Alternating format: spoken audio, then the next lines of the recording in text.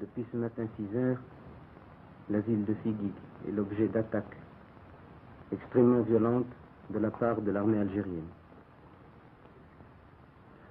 Les troupes algériennes, d'après les derniers renseignements qui nous sont parvenus, ont pénétré de plusieurs kilomètres sur le territoire marocain, s'efforçant et réussissant à occuper les hauteurs dominant la ville de Figuig. Un bombardement extrêmement violent a eu lieu. On déplore des victimes parmi les civils et la petite garnison militaire qu'il y avait à Figuig. Car en fait, il n'y avait à Figuig qu'une compagnie de l'armée royale.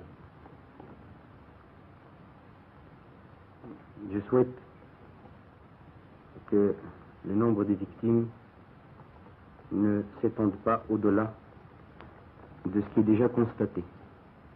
Car c'est à partir de Figuig, justement, d'après tous les historiens, et même les plus mal intentionnés, que les problèmes de frontières commencent. Tandis que, entre Figuig et Oujda, il ne saurait y avoir de problème. On a fait donc tuer des hommes, des femmes, des enfants, des civils et des militaires. Pour quel résultat? Pour que on se retire. Mais l'armée qui a attaqué se retirera.